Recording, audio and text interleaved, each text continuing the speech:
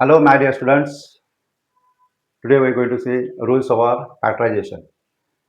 यहाँ पे जब भी हम क्वाड्रेटिक इक्वेशन हो या फिर ट्राइनोमियल हो, जब हम फैक्टर करते हैं इस नंबर का, तो उस फैक्टर करते वक्त क्या रूल हमें याद रखना है, क्या रूल हमें सोचना है किस बारे में, क्योंकि हम जब भी फैक्टर दो किसी भी दो नंबर का दो फैक्टर हम ढूंढते हैं तो फिर उन फैक्टर को साइन क्या आता है ये भी सोचना होता है। इसलिए इस वीडियो में हम देखने वाले कि फैक्टराइजेशन करते वक्त या फिर फैक्टराइजेशन से क्वाड्रेटिक इक्वेशन सॉल्व करते वक्त हमें क्या ध्यान रखना है या कौन सा रूल फॉलो करना है।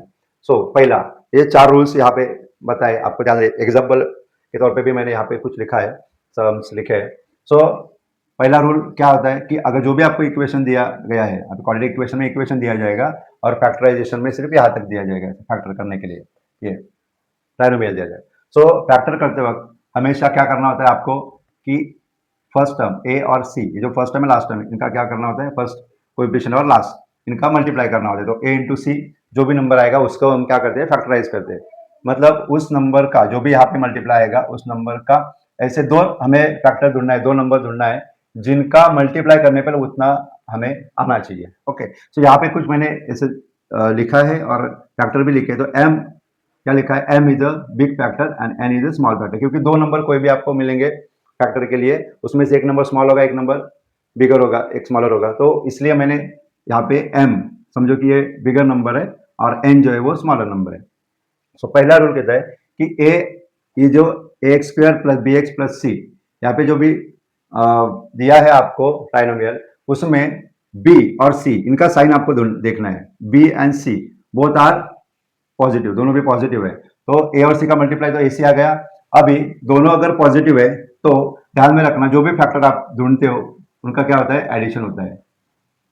क्या होता है, एडिशन होता है।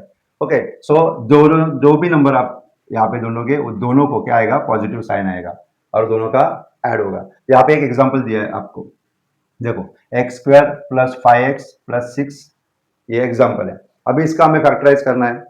पहला आपको एक्स स्क्वायर का कोएफिशिएंट क्या यहाँ पे कुछ नहीं दिया, मतलब 1 है, तो 1 इंटू सिक्स, 1 इंटू सिक्स कितना हो जाएगा, मल्टीप्लाई 6 ही हो जाएगा। ओके, इसलिए मैंने मल्टीप्लाई नहीं लिखा यहाँ पे। 6 का आपको क्या करना है, फैक्टर ढूंढना है। अभी 6 का फैक्टर आपको ऐसा ढूंढना है कि मल्टीप्लाई किया तो 6 आना चाहिए और दोनों को ऐड किया, देखो क्या होता है, यहाँ पे एडिशन होता है। इस तरह का अगर इक्वेशन आपको है तो एडिशन होता है। तो एडिशन करके कितना आना चाहिए, 5।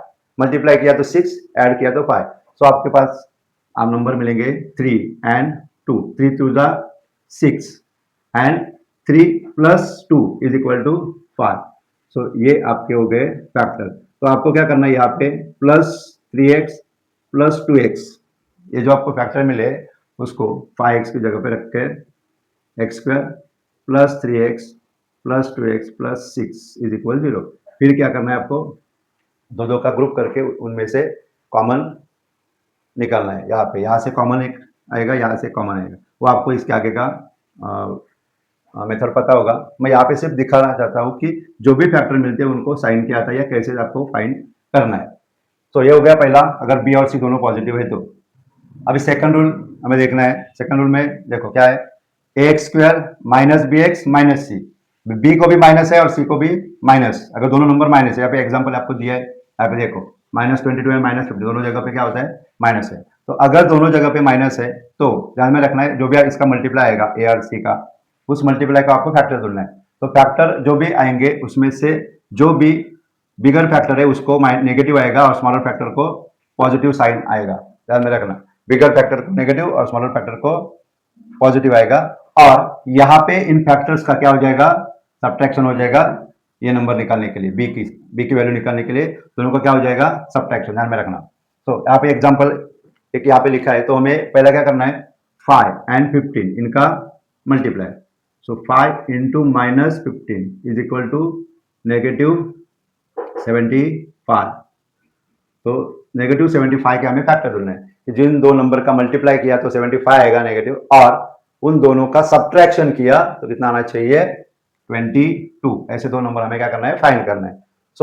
मुझे मिलता है 25 3 25 एंड 3। 25 3 75 और 25 में से 3 माइनस हो गए, कितने बचे, 22। ओके, सो अभी यहाँ पे रूल के हिसाब से क्या है, बिगर नंबर को नेगेटिव देना है, स्मॉलर नंबर को पॉजिटिव देना है। तो यहाँ पे -25 आएगा और पॉजिटिव 3 आएगा। फिर -25x और +3x लिख के 22 की जगह पे लिखना है और आगे कॉमन निकालना है। सो 5x² -25x +3x -15 ऐसा लेके फिर दो का आपको ग्रुप करके कॉमन निकालना है। इसके लिए अलग से हम वीडियो बनाएंगे, आंसर कैसे निकालना है वो पूरा। अभी फिलहाल हमें ये रूल देख रहे हैं कि कौन से फैक्टर को क्या साइन देना है। तो ये हो गया रूल नंबर 2। अभी रूल नंबर 3 में क्या है कि ax² + b - c। c जो है ना, c की वैल्यू जो है कांस्टेंट नंबर जो होता है वो अगर नेगेटिव है और बीच वाला नंबर bx है वो क्या है, पॉजिटिव है। b अगर पॉजिटिव है तो फिर ध्यान में रखना, अगर दोनों का मल्टीप्लाई आपने किया तो आपको जो फैक्टर दो ढूंढना है उसमें से बिगर फैक्टर को पॉजिटिव देना है साइन और स्मॉलर फैक्टर को नेगेटिव साइन देना है। मतलब यहाँ पे एक पॉजिटिव एक नेगेटिव है तो क्या हो जाएगा, सब्ट्रैक्शन हो जाएगा। मतलब सब्ट्रैक्शन करके बिगर मिडल ये भी जो भी नंबर है वो आना चाहिए। सो यहाँ पे एग्जांपल देखो दिया है आपको, एक 2x² + 25x - 13। तो आपको क्या करना, पहला 2 और 13 का मल्टीप्लाई। सो 2 × -13 = -26। सो -26 के दो फैक्टर आपको फाइंड करने हैं। तो ऐसे नंबर दो 26 कौन से टेबल में आता है वो देखो, और ऐसे दो नंबर ढूंढो जिनका मल्टीप्लाई किया तो -26 आना चाहिए और क्या होना चाहिए, सब्ट्रैक्शन। तो अगर सब्ट्रैक्शन किया दोनों का तो कितना आना चाहिए, 25। तो 26 × 1 मुझे मिलता है 26 × 1, 26 एंड 1। अभी रूल के हिसाब से बिगर नंबर को पॉजिटिव देना है, स्मॉलर नंबर को नेगेटिव देना है। तो 26 पॉजिटिव आएगा और 1 नेगेटिव आएगा। तो वो नंबर यहाँ पे लिख के क्या करना है, आपको फैक्टराइज करना है, मतलब वहाँ पे लिख के दोनों में से कॉमन निकालना है। तो ये है रूल नंबर 3, ध्यान में रखना सब्ट्रैक्शन होता है यहाँ पे।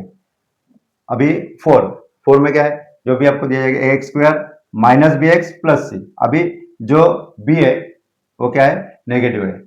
अगर b नेगेटिव है तो ध्यान में रखना क्या दिया है, रूल के हिसाब से जो भी दो आप फैक्टर ढूंढोगे उन दोनों को नेगेटिव साइन आता है, दोनों को नेगेटिव साइन आएगा। अगर दोनों को नेगेटिव साइन आएगा तो क्या होता है, एडिशन होता है, ध्यान में रखना। दोनों को नेगेटिव साइन आए तो ऐड होता है। तो अभी यहाँ पे एग्जांपल दिया है, अभी यहाँ पे कोएफिशिएंट नहीं है, x² - 15x + 54 मतलब 1 है, 1 × 54 क्या आएगा, 54 पॉजिटिव है। ओके, तो ऐसे दो नंबर ढूंढो 54 कौन से टेबल में आता है वो देखो, और ऐसे दो फैक्टर ढूंढो जिनका मल्टीप्लाई किया तो 54 आना चाहिए और यहाँ पे ऐड है, एडिशन किया तो 15 आना चाहिए। तो मुझे मिलता है 9 एंड 6, 9 6 ज़ा 54 और 9 और 6 का अगर एडिशन किया तो कितना आता है, 15 आता है। तो रूल के हिसाब से दोनों को क्या देना है, नेगेटिव साइन, -9 -6 है। तो वो यहाँ पे 15 की जगह पे ये दोनों -9x एंड -6x रखना है और दो का ग्रुप करके उसमें से कॉमन फैक्टर निकालना है।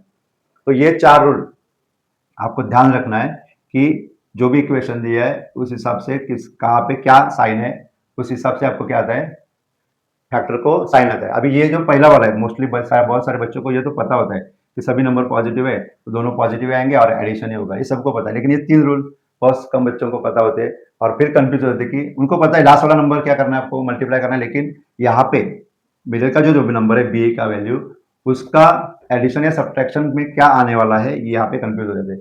तो ये 4 रूल आपको ध्यान रखना है। एग्जाम्पल के साथ आपको मैंने सॉल्व करके दिया है। अभी पूरा फैक्टराइजेशन कैसे करते हैं, आंसर कैसे निकालते हैं इक्वेशन का और या फिर ट्राइनोमियल का है तो फिर उसके लिए हम अलग से वीडियो बनाएंगे, वो आप जरूर देखना। ओके, सो ये बात ध्यान रखना, इसका रूल प्रैक्टिस करना और ये दिमाग में हमेशा रखना है आपको। मिलते हैं अगले वीडियो में, थैंक यू।